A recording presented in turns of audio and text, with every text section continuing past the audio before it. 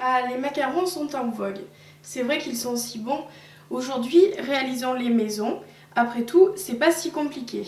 Mais attention, le secret d'un macaron réussi, c'est la précision. Alors, commencez par mixer 310 g de sucre glace avec 190 g de poudre d'amande. Pesez 150 g de blanc d'œuf, auquel vous ajouterez une toute petite pincée de sel. Préparez 95 g de sucre en poudre. Et enfin, si vous le souhaitez, pour colorer la pâte des macarons, des colorants alimentaires. Aujourd'hui, nous avons choisi du thé vert matcha pour faire des macarons thé vert framboise et de la poudre d'hibiscus pour préparer les macarons à la framboise. Commencez par monter les blancs en neige.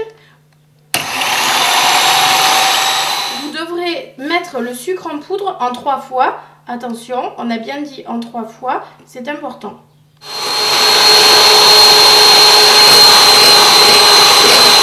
Vous devez monter les blancs d'œufs en neige très longtemps, environ 3 minutes ou 3 minutes 30 pour qu'ils soient très fermes. Intégrez les blancs d'œufs à la préparation poudre d'amande et sucre glace que vous avez mixé au préalable. N'hésitez pas à bien travailler le mélange, vous devez casser les blancs en neige pour obtenir une pâte bien lisse. C'est une préparation pour macarons neutres. Nous allons la partager en deux puisqu'aujourd'hui nous allons faire des macarons à la framboise et des macarons thé vert matcha. On intègre donc environ 1 cuillère à café de poudre de thé vert matcha. Vous en trouvez dans toutes les épiceries fines assez facilement. Pour le rouge, intégrez la poudre d'hibiscus. Mettez-la en 2 fois. Selon les fabricants, la poudre colore beaucoup. Si vous voulez obtenir un résultat rosé, il ne faut pas tout mettre. Si vous voulez un rose plus soutenu, ajoutez-en un petit peu. Vous pouvez réaliser vos macarons à la douille, mais si vous n'en avez pas, 2 petites cuillères feront très bien l'affaire. Prélevez un petit peu de pâte, puis déposez de petits tas d'environ 3 cm de diamètre. Une fois que tous vos macarons sont posés, préchauffez le four à 150 degrés.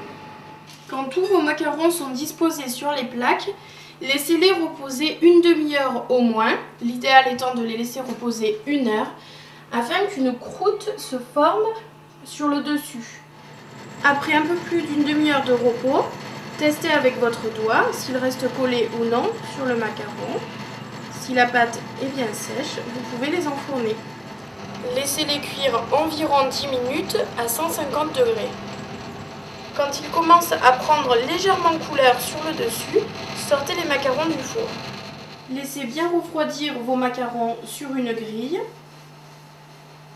Et quand ils sont bien froids, vous pouvez les garnir avec de la confiture de framboise ou de la purée de framboise, selon votre choix. Bonne dégustation!